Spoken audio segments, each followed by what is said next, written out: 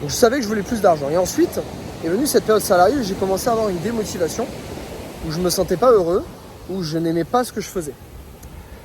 Et là, mon cerveau il m'a joué un tour que j'avais jamais connu avant, et ça a été très très fort parce que j'en suis venu à me convaincre qu'en fait, ça servait à rien d'être ambitieux et que j'avais pas besoin de plus d'argent.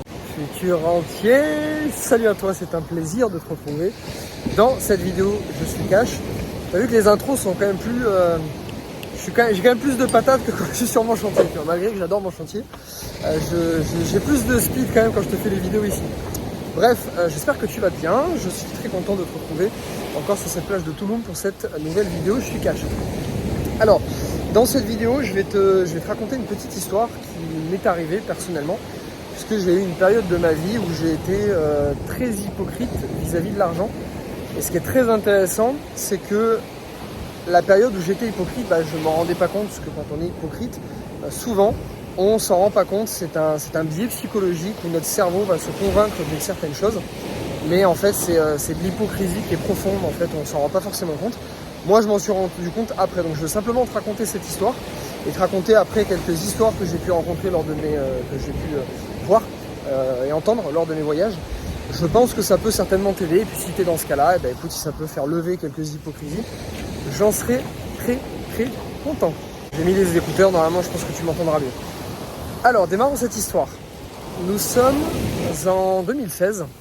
Je suis salarié d'une très grande compagnie européenne en gestion de patrimoine. Et je traverse une période de ma vie où je suis devenu hypocrite pendant une petite année, on va dire. Pourquoi je suis devenu hypocrite ? Avant ce moment-là, j'ai toujours été quelqu'un de très ambitieux, j'ai toujours voulu réussir ma vie, gagner de l'argent. Bien que réussir sa vie ne passe pas que par gagner de l'argent. Je vais retirer ce que j'ai dit parce qu'aujourd'hui j'estime avoir réussi ma vie, mais sur énormément d'autres aspects. L'argent m'a permis juste de développer ces autres aspects. Bref, petit passage. Je me suis vite repris. Parce que je connais énormément de gens qui gagnent très très bien leur vie, qui gagnent beaucoup d'argent, mais qui n'ont pas l'impression de réussir leur vie parce qu'il manque énormément de choses. L'aparté. Donc j'ai toujours voulu bien gagner ma vie. Pourquoi ? Parce que je viens d'une famille où il n'y a pas beaucoup d'argent. Donc en général, quand tu viens d'une famille où tu n'as pas beaucoup d'argent, c'est pyramide de Maslow. Tu veux d'abord assouvir tes besoins primaires, donc d'avoir de l'argent pour vivre un minimum, etc. Puis ensuite, tu vas assouvir d'autres choses et finir par t'accomplir toi-même spirituellement, psychologiquement, etc. Donc, je veux de l'argent, je veux réussir ma vie, etc. Mais je ne sais pas encore exactement pourquoi. Je travaille les premières années, je suis très motivé, je commence à gagner un peu d'argent quand je suis en gestion de patrimoine indépendant parce que j'aime ce que je fais, j'aime mon métier. C'est pas simple, je travaille 60 heures par semaine. Mais j'adore ce que je fais et je commence à gagner un petit peu d'argent. Je gagne à ce moment-là net entre 2005 et 3005 par mois à peu près, ce qui est entre 21 et 24 ans. C'est déjà un très très beau revenu. Mais j'allais les chercher. Je bossais les samedis, des fois souvent les dimanches, les soirs jusqu'à 21h, 21h30. J'allais les chercher. Et donc vient cette période salariée où je commence avec de très très grandes ambitions dans la boîte, monter en tant que manager, en tant que directeur, etc. etc.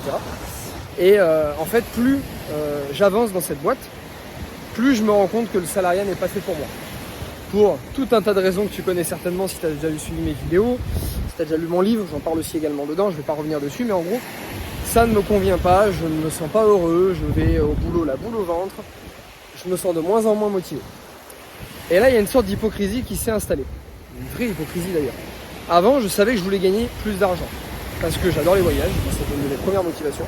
Parce que je voulais aider mes parents, parce que j'avais vu en gestion de patrimoine des clients qui se retrouvaient à un certain âge sans pouvoir aider leurs parents qui avaient besoin de maisons médicalisées, etc. Maison médicalisée, au minimum, c'est 3 000 € par mois pour avoir un truc à peu près potable. Ça monte jusqu'à 5 000 – 6 000 si tu veux offrir quelque chose de décent à tes parents. Donc si tu as 2 parents et que les 2 doivent y aller, ça fait 10 ou 12 000 € par mois. C'est quand même un certain budget. Là, on parle plus d'argent pour faire des folies, on parle de vivre et d'avoir quelque chose de décent. Et ça, on n'y pense pas forcément quand on est jeune. Moi, je le voyais parce qu'à 22-23 ans, je rencontrais des clients comme ça et je me préoccupais de problématiques que tu te préoccupes normalement quand tu as 60 ou 70 ans. Donc j'ai pris conscience en fait de tout ça, très très jeune, très très tôt. Et donc je me suis dit, ok, je vais avoir besoin d'argent parce que les études de tes enfants, parce que pour mes parents, parce que tout ça. Donc je savais que je voulais plus d'argent. Et ensuite est venue cette période salariée où j'ai commencé à avoir une démotivation, où je me sentais pas heureux, où je n'aimais pas ce que je faisais. Et là, mon cerveau il m'a joué un tour que j'avais jamais connu avant, et ça a été très très fort parce que j'en suis venu à me convaincre qu'en fait, ça servait à rien d'être ambitieux et que j'avais pas besoin de plus d'argent. Je gagnais à ce moment-là en salaire, allez, avec les primes que j'avais, je gagnais 2000, 2100 euros par mois. Si je cartonnais vraiment, je bossais comme un malade, je pouvais monter à 4, 5, 6, 7, 8 000 euros par mois. Les meilleurs, très expérimentés, gagnaient 8 ou 10 000 euros par mois. C'était des très très très bons revenus. Donc je pouvais atteindre ça, mais en fait, les efforts que ça me demandait pour les atteindre me paraissaient surhumains. Mais surtout, parce que ça me plaisait tellement pas que je voulais pas faire ces efforts. Et là, mon cerveau était extrêmement puissant. C'est-à-dire que plutôt que de me dire non, c'est trop dur de le faire, ou t'as pas envie de le faire, mon cerveau m'a dit, tu pourrais le faire, tu aurais envie, mais en fait, tu n'as pas besoin de plus d'argent. Et donc mon cerveau, pour me protéger, est rentré dans l'hypocrisie et a commencé à me convaincre que j'avais pas besoin de plus d'argent, qu'en fait les voyages, ça me plaisait peut-être pas tant que ça, qu'en fait aider mes parents, je pense que ça, la voix en fait, se faisait éteindre par le cerveau. Tu vois, j'ai la petite voix intérieure qui me disait, mais va falloir aider tes parents, tu sais qu'à un moment ils vont en avoir besoin, etc. Puis je pense que j'avais une voix intérieure qui me disait, le cerveau qui essaie de cacher ça, tu sais, tête dans le sable. On sait que le problème arrive, on le voit arriver, mais gros, tu le vois au bout, et tu dis, ouais, je verrai ça plus tard. Puis à un moment, le mur, il est là. Tu te dis, ah ouais, putain, c'est vrai qu'il y a ce mur qui approche depuis 10 ans. Et là, c'est là où, en général, on pleure et on se dit, ah ouais, mais bon, en fait, le mur, je l'ai pas bien vu parce qu'il y avait un reflet. Et... Non, le mur, on l'a vu arriver, et c'est juste qu'on s'y est pris à la dernière minute. Quand le chemin ou la solution nous paraît insurmontable, trop dur, ou même qu'on n'a pas cette solution, plutôt que se dire on n'a pas la solution, c'est trop dur, je vais pas y arriver, on se dit est-ce que vraiment j'ai envie d'aller là-bas. Et donc si aujourd'hui tu es salarié ou pas salarié, peu importe, si tu n'aimes pas ce que tu fais aujourd'hui, tu te sens pas heureux, tu te sens pas en adéquation avec ce que tu as envie, plutôt que d'avoir ce mécanisme de protection d'hypocrisie qui te dit peut-être que tu n'en as pas envie, peut-être qu'en fait les voyages, machin, l'argent et tout, tu t'en fous, on n'a pas besoin de tout ça. Ouais, peut-être. Jusqu'au jour où, là je parle de voyage parce que c'est du plaisir et pour moi c'est vital tellement ça transforme l'humain et tout. Mais un jour c'est les études des enfants qui vont arriver comme ça et puis ah merde, ah ouais j'ai pas épargné. Bon, un jour c'est la maison de retraite de tes parents, tu la vois venir, tu regardes ailleurs, puis merde, ah ouais 30 000 euros, hop je l'avais pas vu venir. Et là j'ai vu des clients en pleurs devant moi qui se disaient qu'ils auraient dû faire autrement et qui se disent que maintenant tout était fini. Je l'ai eu, je l'ai vécu. C'est pour ça que je dis que le mur quand il arrive ici c'est vraiment pas drôle. Il vaut mieux le voir arriver de loin, le préparer, prendre de l'élan et puis sauter. Donc voilà, donc aujourd'hui si c'est juste parce que le chemin me paraît trop dur ou la solution on ne l'a pas. Mais si aujourd'hui la solution tu l'as, tu sais que c'est par exemple l'immobilier, c'est ta solution. À partir du moment où tu découvres la solution et tu vois qu'en fait compte elle est pas si inaccessible, et ben ton ambition remonte, ta motivation remonte et tu te dis en fait non ça je le veux vraiment, je vais y arriver. Voilà. Je vais donner quelques exemples d'hypocrisie que j'ai rencontrées dans mes voyages et ailleurs parce que je discute avec énormément de monde, j'ai fait plus de 45 pays, je vis 8 mois de l'année à l'étranger, je parle avec plein de cultures différentes, c'est hyper intéressant de parler avec des cultures différentes. Alors pourquoi je te parle de ces aspects-là d'hypocrisie? Parce que je veux que tu les reconnaisses, je veux que quand tu es dans une conversation, quand tu rencontres quelqu'un, tu es face à quelqu'un qui a de l'hypocrisie envers l'argent, en immobilier ou autre, que tu puisses la reconnaître pour pas que ça t'influence et que tu te dises ouais, ok cette personne est vraiment hypocrite, je le vois et je le reconnais. Comment j'ai vu ça? Je vais te raconter une histoire de quelqu'un que j'ai rencontré à Tahiti. C'était pas Tahiti, c'était en Polynésie, c'était sur une toute petite île de la Polynésie. On était dans la voiture avec cette personne, donc c'est une personne qui se vantait, alors je dis vanter, c'est-à-dire qu'elle se vantait énormément de dire nous on vit très simplement, on n'a besoin de rien, on est bien sur cette île, etc. Tu vois, très régulièrement. Et en fait moi, maintenant que j'observe énormément le psychologique et de par mon métier, en fait je regarde tout sur cet aspect-là, psychologique, argent et tout ça. Des fois je vois quand c'est trop répété, tu sens que la personne en fait elle essaie de se convaincre de quelque chose. Et un jour, on était en voiture et on voit au large un très beau bateau qui est quand même assez rare sur cette île-là. Et donc là, il dit une phrase, il dit ça y est, c'est la saison où tous les gros richards viennent avec leur bon gros bateau dans la baie. Et là, j'étais un peu, donc je n'ai rien dit, tu vois. Et donc je disais, tu sentais qu'il y avait quand même une petite haine, tu vois. Il y avait quand même une petite haine. Sachant qu'il y avait énormément d'autres bateaux et que peut-être que voilà, il vient là, il vient peut-être consommer, peut-être plus que d'autres, il vient peut-être faire vivre l'île, etc. Il y avait des petits bateaux qui venaient, qui n'avaient pas forcément de moteur et qui mettaient des poubelles de partout, donc peut-être pourquoi est-ce que lui en mettrait peut-être plus, on ne sait pas, on ne peut pas savoir. Et en revenant, en fait, je discutais un petit peu avec lui dans son magalo. Et en fait, en discutant, je me rendais compte qu'il parlait quand même beaucoup d'argent.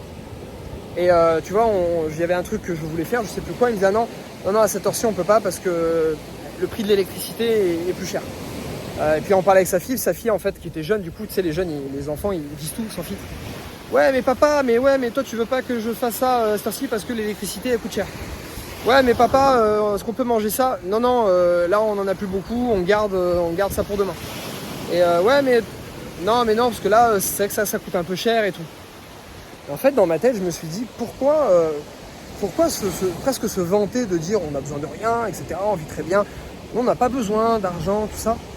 Mais d'un autre côté, tu sens que par les remarques et par le comportement, c'est pas en phase en fait. C'est pas en phase entre je veux vivre, j'ai pas besoin d'argent, et entre les phases où non, ça parce qu'on n'a pas beaucoup d'argent.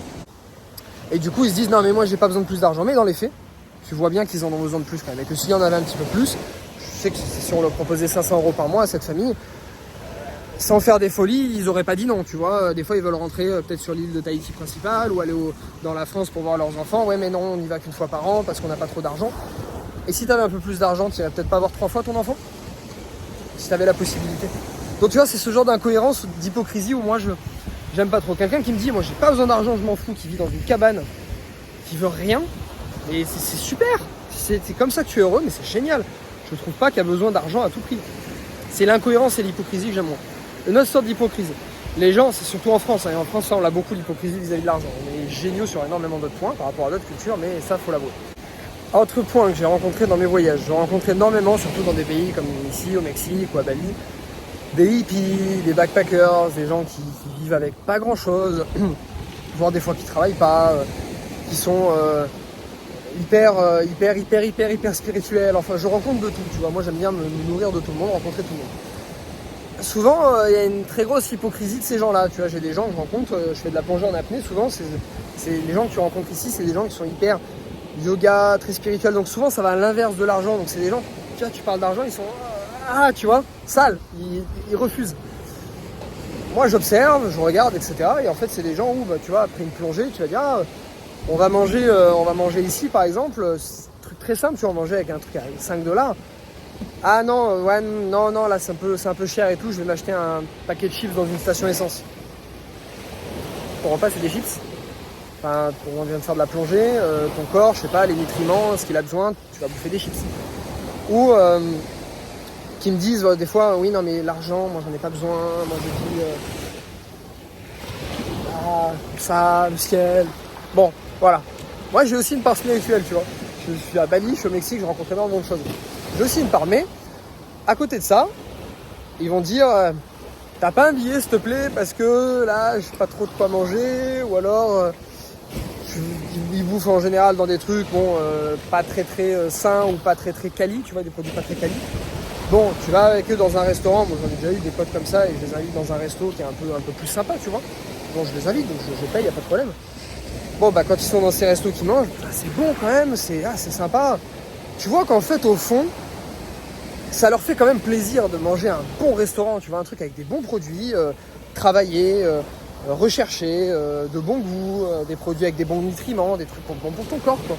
Tu sens que c'est bien quand même. Et tu vois, tu vas retrouver cette hypocrisie aussi des fois. J'en ai une autre aussi qui est sympa. Les Français et la négociation à l'étranger. Alors, moi, quand j'ai commencé à voyager, j'ai commencé à voyager avec mes parents. J'étais très jeune. On n'avait pas beaucoup d'argent. Et puis bon, tu as des pays où c'est une loi de négocier. Je vais pas vous les faire. Donc bon, on a toujours pris l'habitude de négocier. Quand j'ai commencé mes voyages et que j'avais pas énormément d'argent, je négociais encore. Et puis plus j'ai commencé à bien gagner ma vie, plus je me sentais pas à l'aise, tu vois, de négocier. Je me sentais pas. Et puis jusqu'au jour où j'ai arrêté de négocier. Et puis même si je sais très bien qu'à des prix ils me prenaient pour un touriste, mais je me dis je m'en fous, ils ont plus besoin que moi. Je m'en fous. Et même maintenant, plus que je négocie, c'est que je laisse du tips tout le temps. Je laisse tips pour boire, pardon, pour les voilà. Tips pour boire. Je laisse 10, 15, 20% facile de pourboire. Surtout quand tu es ici au Mexique, les pourboires sont presque automatiques. On te propose 10, 15 ou 20% dans chaque restaurant, c'est comme aux États-Unis ou dans certains pays. Donc moi, à force de prendre cette habitude aussi ici, quand je retourne en France, je mets automatiquement 10-15%. Voilà, c'est presque automatique, sauf si vraiment les gens étaient cons. Pardon, là je laisse rien. Mais sinon, en général, je laisse toujours. Et donc tu as des Français, en général, qui, en France, vont te dire non, l'argent, pas besoin d'argent, nous, tu sais, voilà, nous, on fait comme ça, c'est bien, ça suffit et tout machin. Mais quand ils vont à l'étranger, c'est des gens, des gars, des fois, qui aiment bien leur vie, hein, ils gagnent 2, 3, 4 000 euros par mois, des gens qui ont fait un peu d'études et tout, qui, tu vois, style bobo, hein. Il y a peut-être des bobos, mais j'aime bien. Mais voilà, j'ai style bobo, ils gagnent quand même de l'argent, ils vivent dans des beaux quartiers, ils sont confort, ils ont des beaux habits, ils ont des trucs qui valent cher, Mais non, l'argent, on n'aura pas beaucoup besoin de l'argent, hein, non, nous pas trop, franchement pas trop. Je me moque, j'adore, mais parce que on est là, je suis là pour parler cash, et j'aime bien dire les choses que les gens ne disent pas. Tu vois, les trucs qu'on n'ose pas dire, bah moi j'aime les dire, j'aime bien ça, même si ça plaît pas à certains. Donc, c'est souvent ces gens-là qui en voyage, moi j'en ai vu, je me rappelle très bien d'un médecin parisien, que j'ai rencontré en Thaïlande, médecin parisien, donc il gagne de l'argent. Bobo au plus haut point, qui dans un restaurant thaïlandais, à 2 balles le plat, a fait un scandale. Je te dis un scandale, on était perché sur une cabane en bois, il a fait un scandale au cuisinier, parce qu'il lui a demandé pas épicé. Et que quand t'es en Thaïlande, pas épicé, c'est quand même épicé. Je te jure, en Thaïlande, quand tu dis pas épicé, ça t'arrache la bouche. Mais c'est comme ça, c'est sa culture, c'est comme ça qu'il cuisine. Merde, si tu vas en Thaïlande, pour découvrir une culture, quoi, c'est pour... Voilà, t'es pas en France. Le mec, il a fait un scandale pour être remboursé de 2 euros. Je te jure, excuse-moi, là je m'énerve, je m'emballe, mais je suis cash. Je l'ai regardé, j'ai dit, merde, médecin parisien.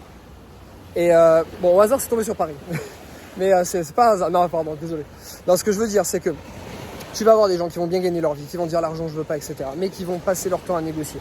Je le vois dans certains pays. Ils négocient pendant des heures. Mais alors, pourquoi te dire non, moi j'ai pas besoin d'argent et tout, mais à la côté, tu vas négocier à des mecs qui gagnent 100, 150, 200 euros par mois. Comment tu peux te regarder si tu négocies comme ça? Le mec, il en a besoin, ou la femme en a besoin. Lui, c'est pour manger, il vit dans une maison qui est en pierre. Et je l'ai fait aussi, j'ai été hypocrite. C'est pour ça que je te dis ça, c'est parce que je l'ai fait, je me permettrai pas sinon. C'est pas un jugement, c'est un constat. Donc, tu as ça. Tu as le tips, j'en parlais hier avec 2 amis qui sont ici, on parlait du tips. Pour les Français, on laisse pas de pourboire.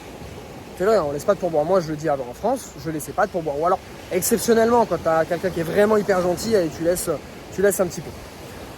Maintenant, à force de voyager à l'étranger, etc., je t'ai dit, je laisse beaucoup de tips. En général, j'arrondis au chiffre rond du dessus. Ici, je laisse 10, 15, 20%. Je laisse toujours en plus parce que voilà, j'estime qu'ils en ont plus besoin que moi. Et quand je vois ce que je gagne par rapport à eux, je me sentirais pas à l'aise de... Voilà. C'est comme ça que je le vis maintenant. Pourquoi se rabâcher? On n'a pas besoin de plus d'argent, que ci, que là. Et à côté, quand tu pars en voyage, être pingre avec des gens qui gagnent 10 fois moins que toi et qui en ont besoin pour bouffer, qui ont une maison en briques et qu'ils ont même pas terminé. Où est le sens? Si tu gagnais plus d'argent, tu serais peut-être pas un peu plus généreux avec des gens qui en ont besoin? Si vraiment tu gagnais plus d'argent, plutôt que de dire non, moi j'ai pas besoin et tout. Si t'as pas besoin et que tu gagnes même plus de 1000 euros par mois, 1200 euros par mois, tu peux vivre avec 1200 euros par mois. Tu prends un studio à 300 euros par mois, tu t'achètes minimum vital à manger pour environ 150 euros par mois, tu fais pas de sortie et puis avec 1000 euros tu vis. Donc dans ce cas-là, si t'as pas besoin de plus d'argent, tout ce qui est au-dessus de 1000, donne-le. Si tu gagnes 3000 euros par mois aujourd'hui, tu dis non, l'argent, non, c'est moi, c'est secondaire, c'est machin. Bah donne. Alors, pourquoi tu t'habilles? Pourquoi tu t'achètes une belle voiture? Pourquoi alors? Voilà. Ah, ça fait du bien. Moi j'adore l'hypocrisie, ça fait du bien. Mais parce que je l'ai été aussi et je me serais mis des claques à ce moment-là, je te jure, si je m'étais mis. Voilà. Et je me remets des claques avec le passé, donc c'est pour ça que je t'en parle. Juste avant de terminer, avant que j'oublie, le 16 novembre à 20h30, je fais un live pour parler de mon nouveau projet, tu sais, la foncière que je crée, qui va servir à financer des biens immobiliers, donc des biens immobiliers que les gens ne peuvent pas financer. C'est pour ça que je fais ce projet, donc je vais en parler. C'est un projet qui est extrêmement attendu, gros, ça fait des mois que je le travaille. Donc voilà, je suis très content de pouvoir t'en parler. Ça sera le 16 novembre à 20h30 sur YouTube et sur Instagram. Voilà. Bon, futur entier, c'était cette vidéo chica. J'espère qu'elle t'a plu. Part un peu dans tous les sens comme d'hab, mais bon, c'est chica, c'est le plaisir de ces vidéos. J'espère que ça te plaît. Dis-moi en commentaire si ça te plaît. Si t'as envie de gueuler en commentaire, gueule, ça me fait plaisir, j'adore. Pourquoi pas. Mets des likes aussi sur cette vidéo ou n'en mets pas, tu fais comme tu veux. Bref, je te passe le bonjour du Mexique. Je te souhaite une très bonne journée et je te tourne une prochaine vidéo très bientôt.